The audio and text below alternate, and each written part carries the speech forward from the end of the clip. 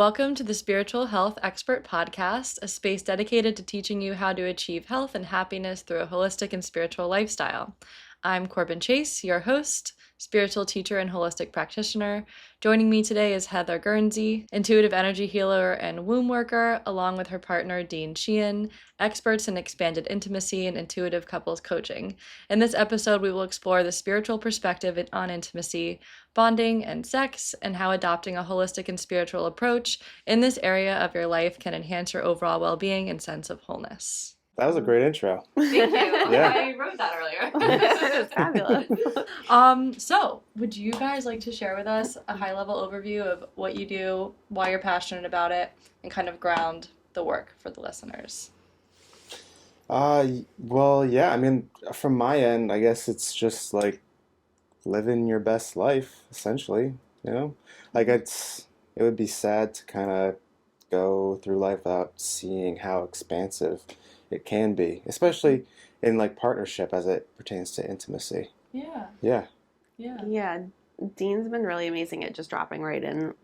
So obviously I'm in like the energy healing space a lot, working with clients and so some of the practices that I brought into our space have included eye gazing and like prompts while we're eye gazing. And you know, I had done that in the past, but then bringing it to him, I wasn't sure how it was going to land because it's like, you know, a little not mainstream, we'll say. Yeah, and then his ability to just like drop right into the space. And he's an impeccable space holder. Like that's one of the things that has allowed for the evolution of our intimacy and sex life to become so expansive is his grounded energy.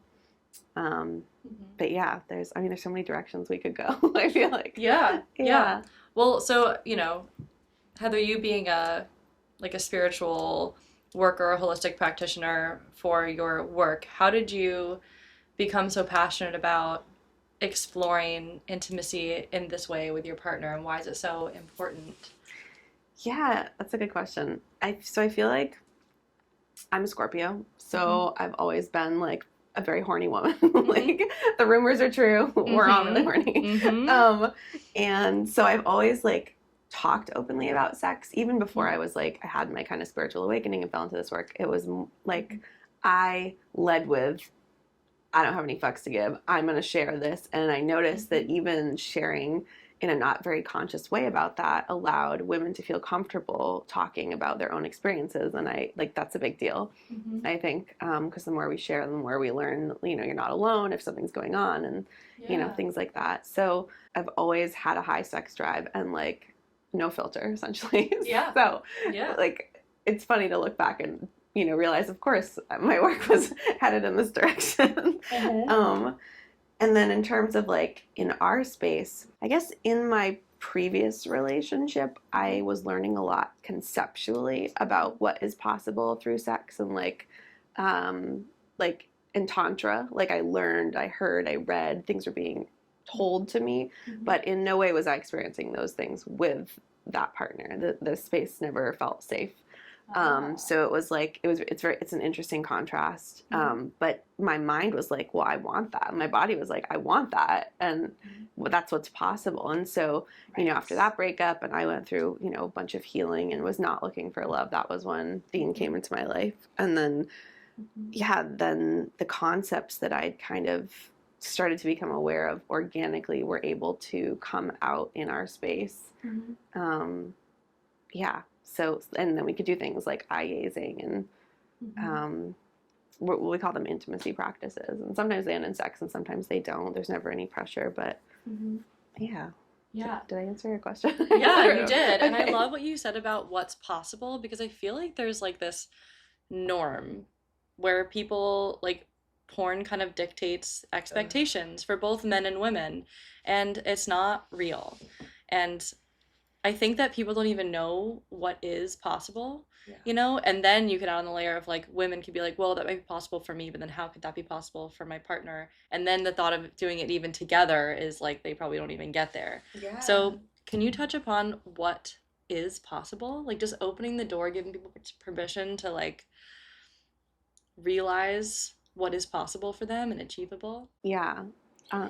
Yeah, Oh, I do you mean, want to go? it's like a one foot in front of the other kind of thing, I think. It's instead of it's good to be turned on by your partner being turned on. Mm-hmm. But I think there's a fine line between that and like performing, especially like because porn is all a performance. But I mean, and especially when I first started having sex, um, yeah, I mean, unavoidably porn was kind of like in the back of my head a little bit, but like it never felt good. Like things are at weird angles, and it's not necessarily comfortable for either party. And then I was like, is this like it All there is. yeah, it's like there's definitely like and then eventually I mean I've always been more of like, okay, well if something I've seen or been told isn't feeling good for me, let me just like explore something else on my own.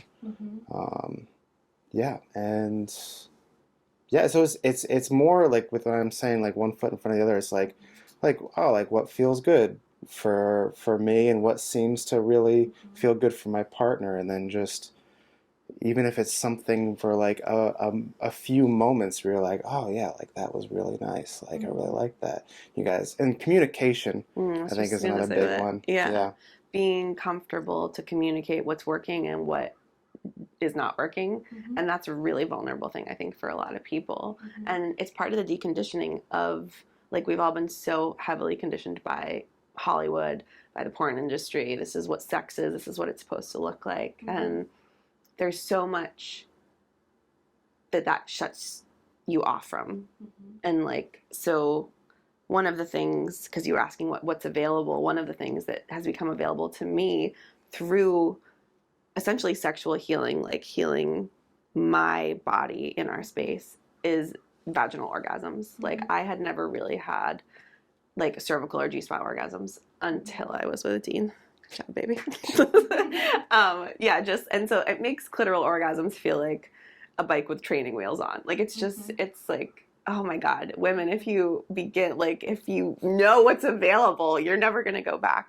And a lot of women experience that on their own. Like through what I've read and absorbed, I've noticed that like there are a lot of coaches out there talking about de-armoring the yoni with, you know, crystal wands and things like that. And I do have one now and they're great. And my story just happens to be that like my partner and his magical wand are what really has like de-armored my space. And when I'm talking about that, I mean, I'm not sure how familiar your listeners are with like the energetics of like what we carry, but I have yet to meet a woman who does not store trauma in the womb space. Yes. And so one thing that I think is really important to acknowledge is when we have stored trauma, whether it's up our bloodline or from past lifetimes or things that we've blocked out about our own experiences, is that it's going to come out when you start, especially when you start to really kind of stimulate the cervix. And tears are like almost inevitable. So when you start to feel safe enough with your own body and hopefully with a partner to like actually have those kinds of releases, they're wild. And when I think the first time I cried after an orgasm, it was like this, like we had unpinned like a rock from the dam, and then like I feel like every single time for like a good couple of months at least after that, Yeah. it was like every time like we had sex, I would just be like, but and for me, because I'm intuitive, sometimes I'll see the things that are leaving, and that has not always been fun or easy because I'll see like sexual trauma from past lifetimes. And then when you get really in tune with your partner, like Dean, it was a couple weeks ago, I think, when something was coming up for me during sex, and I didn't even, he realized it before I did. Like my body hadn't even like connected with my brain yet, and he was like, "What did you say?" I was getting like flashes and like visions, and it was like it was honestly it was kind of alarming at first.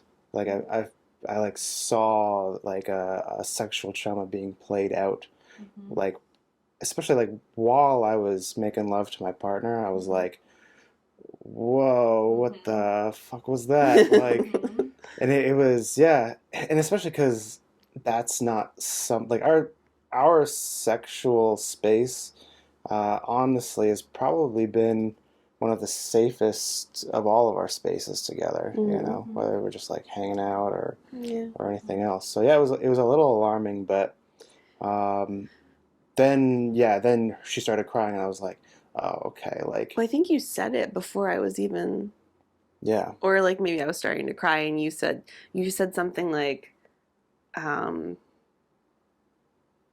like that, like there's a trauma coming up, or like there was an assault happening, and like he was acknowledging it before I was, because a lot of times, I'll just start crying, and I'm like, oh, here comes something else, and I don't need to know what it is, but Yeah. other times it's very Yeah. apparent, like.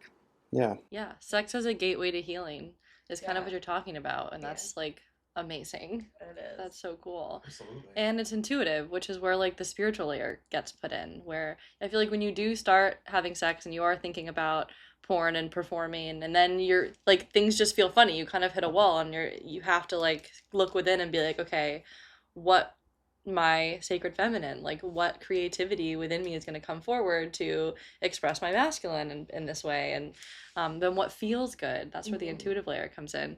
um, so on the spectrum of sex, where does someone start if they want to be on like a journey of achieving what you guys have achieved? How does one do that? How do they incorporate it?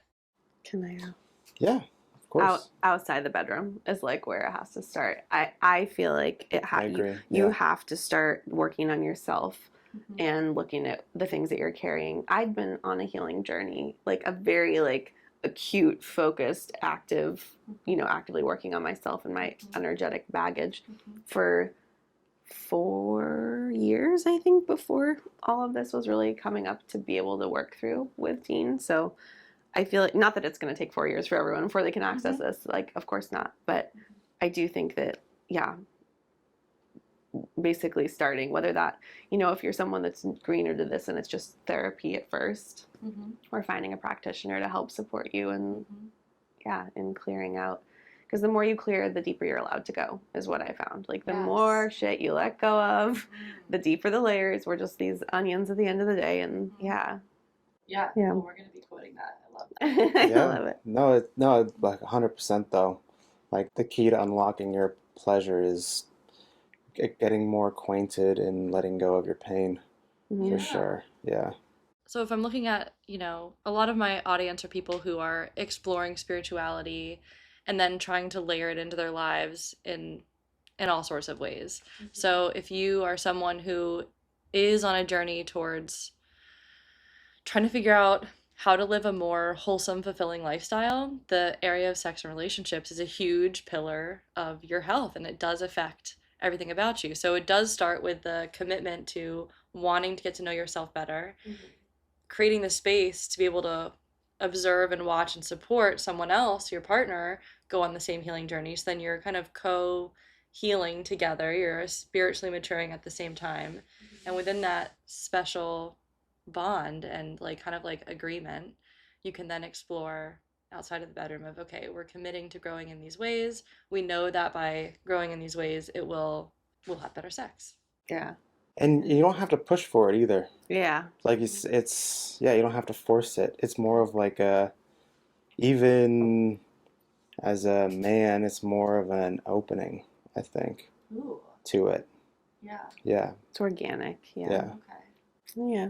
So would you say that part of this journey is for yourself and as a couple, what would be defining sex and intimacy for yourself and then defining sex and intimacy as a couple? Would it go down to that individual level, would you think? Yeah, I think that is a really good way of doing it. I think in like the case of like Heather and I is something that we just kind of like stumbled on. Literally. But I guess it's possible we were doing the work individually without the intention of um, opening up our sex life. It just kind of happened.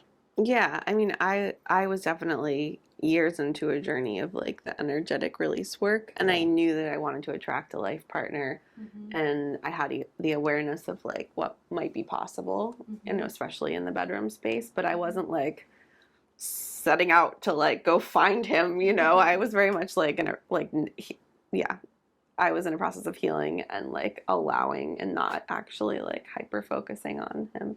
Mm-hmm. And yeah, and then we met. Yeah, and the sex has been evolving ever since. Aww, But yeah. that's beautiful. Okay, so you say that, okay, you're in a place you want to do work on personal development in like this spiritual way. And then what? If I were listening to this and then I'm like, okay, I need to go home and I'm like, okay, I want to like have more spiritual intimacy. What are like the three things that I can start doing or thinking about, or like what actions can I take to start implementing this in my life or making those shifts?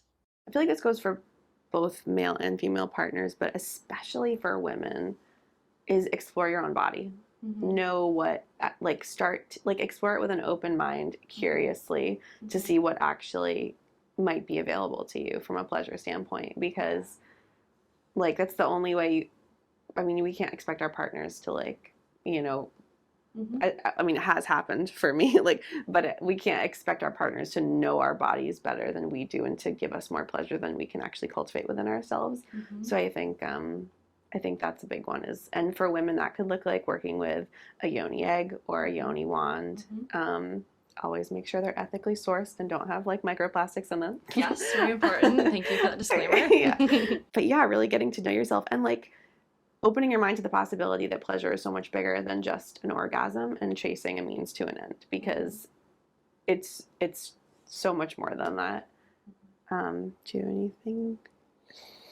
I think separating yourself from an idea that's not working for you. So we have a monogamous relationship.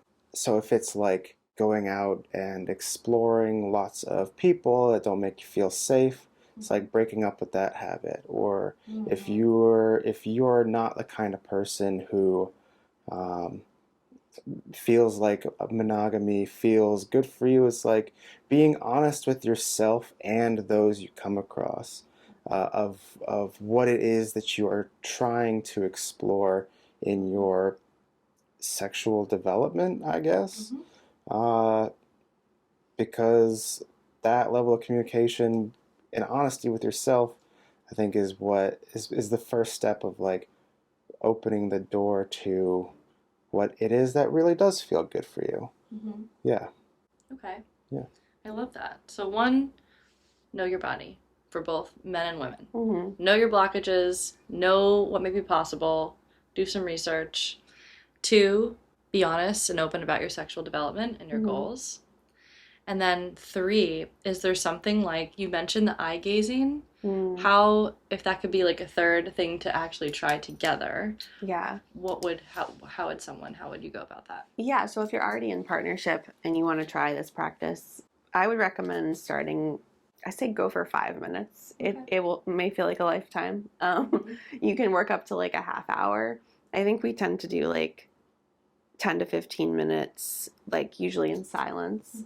And it's kind of like the art of beholding your partner. And what tends to happen is morphing is what it's been called, you know, when I was learning this practice. And basically your face shifts and morphs, or it can. And it's like, it feels like a cool party trick, and it's not why we're doing it. But it's been explained to me that that's like the past lifetimes that you share with this person are the faces that you're seeing. So it can feel a little trippy. It's normal, so don't freak out if that starts to happen. But then doing prompts back and forth when you're maintaining this eye contact, and like push through the giggles, push through the discomfort. Like the only way, out is through. And then I think my mentor gave us, or our mentor, sorry, gave us the prompts. Tell me why you love me. And so then, and it's great to set a timer so you don't have to keep checking a clock. Like set a timer so you can fully drop in. And then one person tells the other why they love them for 5, 10, however long, minutes, 15. And then you switch. And then you can do another prompt, and another one that we love is what's going on with you. Like as simple as what's going on with you. And we found that like what happens is, I always feel like our hearts get cracked open because it just pulls this level of vulnerability out. Like, and it's not, that way the focus isn't even necessarily the relationship and like each other and sex, but it's like I'm a human and I'm having these experiences or these stresses in, work or family or whatever, wherever the stress is coming out, that I haven't maybe even taken the time to realize myself that this is what's going on. And then to be able to like have the safe space to share that with a partner in this way, it can be really beautiful. And Yeah, that's so beautiful that like even in my own head I'm like kind of restructuring because this could fall under this is the category of intimacy and sex falls within that category, but healing and connecting and being vulnerable and communicating all is in the same category. So that's like this beautiful like it paints such a pretty picture what you just said about like the wholesomeness of where sex actually fits into this pillar. It's not like sex is here. It's intimacy, it's healing, it's love, it's vulnerability, it's communication, and then sex is just one way to express it. Yes. So when you're approaching your partner or relationship, I mean, this is a really great hat to be able to put on and perspective to be able to offer yourself and someone else. yeah. I love that. And it's not a one and done thing either. Like we'll revisit this, especially if you're feeling like maybe you've both been busy or you haven't seen each other as much and you're feeling disconnected. It's a great way to just like drop back in and then we like to end with like a heart to heart hug or like sitting is it the lotus position when you're facing each other. We do this too whenever if we're like because it's not all sunshine and rainbows all the time. Nope. But sitting isn't in like I've struggled with this a lot in the past, but even like sitting in an uncomfortable space when like the two of you are like upset either with each other or the situation or whatever, and like no matter how long it takes coming on the other side of that is like something about it. It's like it creates a safer space for both of you because like neither of you are going anywhere, and that only encourages your body and your subconscious mind to open up to each other even more. Ooh, I love that. I think a lot of people are becoming their own energy readers and people are like stepping into their identity as an energetic being so you can read energy and to sit, face to face with someone where your chakras are in alignment and the emotions might be brewing, whether like positive or negative, but you just sit with them and look at the other person. You can tune into what they're feeling, kind of like be empathic in that way and take it on and then you sympathize and it probably is a cool way to like understand on a deep level what your partner is experiencing. Yeah. Yeah, I love that. And this is also not a sexual practice and it can be done with anyone. So like I've done this with girlfriends before too. And it's just just a deep way to connect with other humans. It's a tool. But I definitely it's my favorite to do it with you. Yeah. Earlier, Dean, you said your sexual space, you referred to your sexual space. Does that mean like metaphysical or a physical space? I guess it's always both. Especially the more it evolves, it definitely leans more into both. Yeah, it's something Heather said to me once was how we show up in the bedroom is how we want to show up in the world. So yeah, I think it's both the physical space and the literal safety of like not like doing things that are comfortable for each other, um, like uh, not either whether it's something as simple as like not going too hard. I'm a little weird about my nipples, and so she doesn't touch I them know. there at all, Yeah. which is like there's definitely a lot to unpack there, but that's okay. Like it's not doesn't have to be perfect right away. Um, and I'm kind of veering off from your original question. So, but yeah, I think it's both the physical space and the literal safety and like the metaphysical of like I'm going to hold you in this moment no matter what, even if we have to stop having sex right now.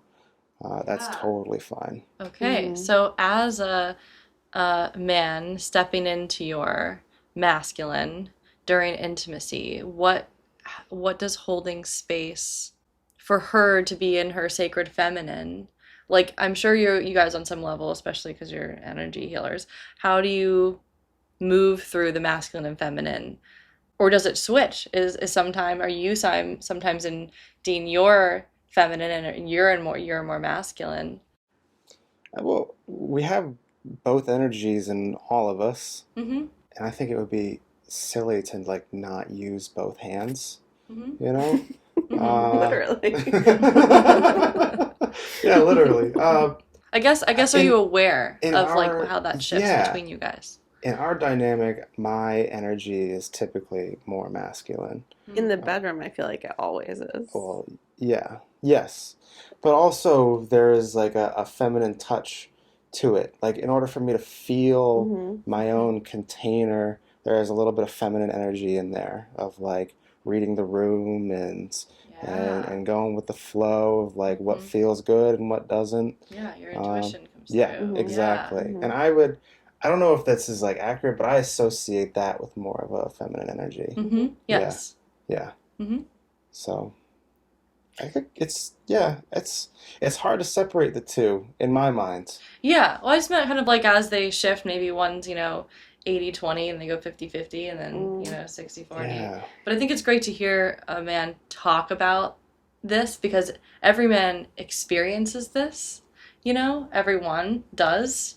And it's good, I think, to talk about it more Yeah. and acknowledge what's happening on an energetic level. yeah, Yeah. Yeah. And he, like, the safety that he brings, like, when I am having Mm-hmm. an emotional release during sex, it like the grounding force feels very masculine, but as you were saying, like the intuitive ability to read, like when it first started happening, I was like, I'd be like, it's okay, you can keep going. Like nothing's wrong. So for him to like, first of all, stay Oh, aroused okay. during that, but like, Let's to go keep there. going. Yeah, yeah. So do you see it as what is your response when you're having a release, right? Yeah, yeah. And but she Bawling. says it's okay. I'm releasing. What's your perspective? Are you like, oh, this is beautiful? Or are you like, oh, okay, like, Well, I or think how do you? the first time it happened, I just wanted to make sure that like I wasn't like hurting her in some way, and that Right. like she wasn't just trying to soldier through, as it were. But yeah, we talked about it afterwards, and it was really just a release, Yeah. and it was totally okay. So Yeah. I just trust her at her word Mm-hmm. when that happens, and I'm like, okay. And he usually like will slow the pace a little bit, Mm-hmm. and sometimes if it's really big, because there are levels. Like sometimes it's just a little teary, but other Mm-hmm. times I'm just bawling while he's inside of me. Yeah. Heather, what about you? How is shifting the way that you approach intimacy in this holistic way affected your health and happiness? Gosh, I feel like it's a multifaceted question. Mm-hmm. I feel like I didn't I didn't I consciously knew what could be available and I really had no idea until like you can't know. You can't know until you're embodied in it, until you're experiencing it firsthand. And so yeah, like reaching this level of safety with a partner has been inspiring because Mm-hmm. it makes me very excited about our future together. It Yeah. yeah. And then there's also like this feeling of whatever we end up doing, like what professionally or for fun, like whether it's Mm-hmm. big exciting things or nothing, it's just like I don't like having the person whose company you enjoy feels really great in that. Mm-hmm. But for me also like this has been something that I get to support women with now in my work. So this is like Mm-hmm. I wasn't seeking, the man that's gonna like get to the root of my vagina and like so that I can Mm-hmm. help other women, but it's just kind of what happened. And so Mm-hmm. the more that I heal and learn and experience firsthand, the deeper I'm able to guide women into that journey for themselves. That's been like a big, Mm-hmm. beautiful part of all of this. And you also work with couples. Yes. And what Yeah. what does that look like when couples come to you and they're like, what do they say? Like, what are Yeah. they? And then how do you help them generally? Yeah, I mean, everyone's got different things going on, Mm-hmm. usually. And I found that I'm working with primarily hetero couples. Mm-hmm. And so the women always have like at least one session will always be womb work focused, because so much of what we store there as women is the distrust of men, the abuse of power, you know, the witch wound, all these things. Again, we're not conscious of it a lot of the time. Like, so I think that comes up a lot, but it's not like why they come to me might be, I'm trying to think, like the most recent couple that I've worked with. One of the couples that I've worked with recently has reached out to me to try to get back into the space of sex because they fell out of it. So what that really boils down to is safety, right? And so a lot of what we're looking at with them is not at all sexual. It's really about like safety in expressing or holding space for emotion and what blocks are coming up around that. And then actually it was very similar with another couple that I worked with. It's safety. I mean, safety and communication. It's like you were saying, like they are how you have incredible sex and deep intimacy. Like you cannot have incredible sex and deep intimacy without safety and the ability to like share vulnerably and hold space for your partner. So yeah, I market it as learning how to communicate more consciously and deepening your intimacy, but essentially we're like getting to the root of your nitty gritty shit so that you can like experience a new version of yourself and a new version of your partner and come together in a way that's higher frequency and hopefully better sex. It can be a lot of work, but if your reward is great orgasms, then this could be a lot worth worse. Fighting for. Yeah. Love it. Are there any areas I haven't touched on yet that you want to talk about? So one of the things that has been wild to witness myself in is I don't know, how should I is there such thing as oversharing on here? No. Hopefully our families won't listen to this. So one of the things that was like a point of contention in one of my previous relationships was the fact that I have no interest in swallowing, like when, you know, you give head. And I never have, and it's always been a big ick. Never could I ever. And I also had like an irrational fear of getting pregnant, so I never wanted anyone to finish inside me. And nobody ever did, except, you know, the couple of mishaps along the way, condoms break, things like that. But it was a huge, like, there was so much pressure from my ex that I felt around that because it was important to him and he felt rejected on some level. And I do feel like a subconscious part of me was like, yeah, no, I don't want that. And I think because we're essentially taking on the energy of every partner we're ever with. And when you accept the life force into your literal body, like, you better want it if you're going to take it in that way. And I never have until Dean. And it was like, I mean, I was still on the pill when we started dating. And it was probably only like 4 months in where I was like, I want you to finish inside me. Like it was like a craving, like that I've never experienced. And it was like an energetic, like. Yeah, I think, so you're saying you were feeling a lot of pressure from your past partners about it. If there is something that you're interested in doing in the bed, for like anybody who's listening, if there's something you're interested in doing in the bedroom, it's definitely good to bring it up as something you'd like. But if it makes your partner uncomfortable, then just take it off the table, because I feel like the pressure pushes certain things away more than just like being open to what the experience is going to bring. Like Heather wasn't comfortable with me finishing inside of her or swallowing my cum. No. Or I guess neither for a while. I'm not used to saying this on a microphone. But well, it's but I was just like, okay, like, that's totally fine. And energetically, you really did disconnect from it. Like, it would be off the table. Let it go. Yeah, it would be off the table, like, verbally in the space in my past experience. But, like, the pressure was still there. You can feel it when someone's thinking about it. Of course you can. Yeah. And, this was like, Dean really did not care.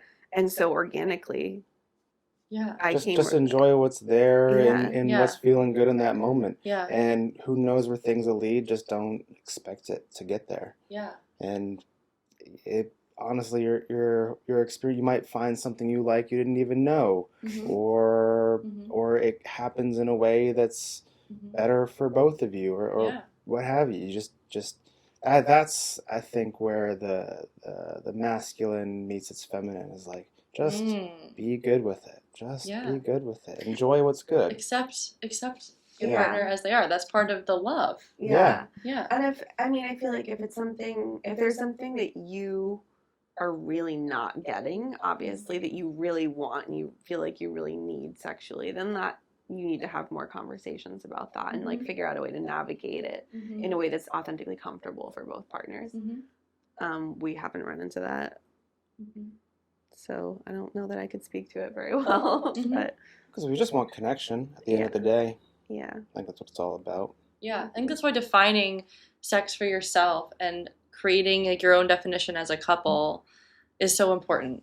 So that way you do have a home base and there aren't like these predetermined expectations of how it should look or feel. You just get to be present and like get play. It's playtime, it's connection time. Yeah. It's let's be vulnerable together in a way that, we choose not to share with anybody else if that's, how you choose. That actually is something that I will say to couples, like as a homework assignment, for lack of a better word, is I call it an intimacy playground. Yeah. And it's like, Love set it. a timer. Love that. Yeah. I say, close off ideally, but like sometimes there's not even pressure for penetration. Like it could be just sensual if you're working on getting like back into that space. It could just be massage. It could just be kissing. And then if it is sexual, take the pressure off by like it's not about orgasms. Yeah. And that's a huge part of all of this that maybe we haven't really touched on, is like pleasure is not just about chasing big O's. It's so much bigger. Yeah. It's about literally being so present with what's going on. And you can rewire parts of your body to experience pleasure. We've been doing that with my boobs.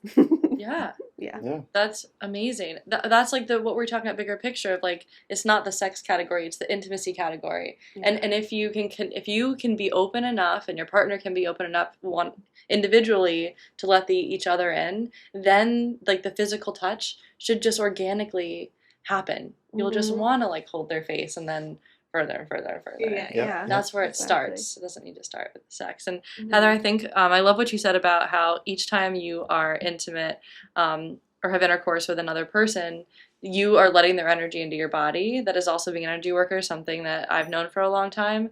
And I have practices when I, before I had a long-term partner, I would be conscious of that. I'm like, I know that when I'm having intercourse with this person, like their energy is going to be within my aura. My chakras are going to be aligned. That's vulnerable for me. I'm going to end up probably intuitively knowing things about them. Am I okay with that? Do I feel safe with that? And vice versa.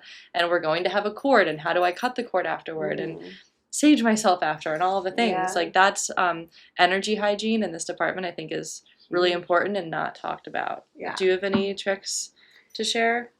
Honestly, I've really been a serial monogamist my whole life. And so like from the time I really dove into the energy work, I've only had one other partner before Dean, and it took a lot to get him out, like energetically. There was just a lot. It was very layered because it was and I feel like it ended up being more of a toxic karmic connection. So there was a lot to clear anyway. And then because it had been a sexual relationship, there was just a lot. So I had some support with that with my spiritual mentor. But I think just you can work with yourself, like it's kind of the de-armoring, right? It's like the same thing I was talking about. So whether you're exploring with your fingers or a yoni wand and just really setting the intention is a big part of it. I am setting the intention to pull out anything related to this person, any density that's not mine to carry. It's layered again. So I feel like, especially if it's, I can't speak to if it's a one night thing and but if it's like a year long, you're with this person for an extended amount of time, there's going to be more to remove. Yeah. Well, so that our spiritual mentors kind of taught us too is like returning things to the light. Like meditation goes a long way too when it comes to like cleansing energy. Literally picturing yourself giving the energy back and like up into the light to cleanse it. Like even that alone is Attention is powerful. Yeah, it sure it is. really is. And then being willing to release, that's the other part. So I guess if you are going through a breakup of any amount of time or even a one night stand. That is something that would be great to do in your personal practice of, okay, I have created a accord with this person and I want to maintain my integrity of myself and my own energy and make sure that as I'm making decisions and moving through my life, that everything that I'm feeding from is from my own as best that we can. Yeah. Which is pretty cool. One thing that I would add to that too is, so I do like a very, very intentional like disconnecting whenever I work with clients, because I am essentially working in their womb space, and it's not sexual, but it is like me being in that space. And when I first started doing this work, I started bleeding every time I worked on someone else's womb. My own body would bleed for like a day or two, and it was kind of cool but very annoying because I would have my own moon cycle still, so then I was just like bleeding every week. But it was very much like I didn't have a lot of clients at the time, so I could tell it was literally like within an hour I would start to get cramps, and then my body would be purging on their behalf. And our spiritual mentor told me that it felt like that was a way that I used to work with people in a past life as a healer, like kind of that very shamanic thing of like taking on everything and then purging it out. So I wasn't doing anything womb specific to disconnect, but like what I always do is envision like white light coming down, and on every exhale I'm seeing it like the density collect and go out the bottoms of my feet, and shaking and using your voice. Your voice has such a direct connection to your womb that if you can like like even aggressively like exhale as you're setting the intention to release someone's energy, it's a big part of it. Be loud, get it out. Yeah. Can you talk about more about how the voice is so connected to the womb? Yeah, well, have you ever seen a picture of, it's like the vocal cords, and then I can't remember which, like the exact anatomy of what part of the womb space, but they are almost identical. It's really wild. Oh my gosh, so cool. Yeah, and if you think about, so if you've ever heard a woman giving birth, you're hearing these like low, like from the core. Oh, like, I'm familiar. You're like, where did that noise come from? So, but it's like from your root, right? But then this is a great thing to bring it back to porn, because then you're watching porn and you see these women and they're like, and like it's like the constricted, like it's what you're doing with your throat and your mouth is what's happening with your yoni. So if you, women who give birth who are like, they're opening the jaw, the pelvis is opening.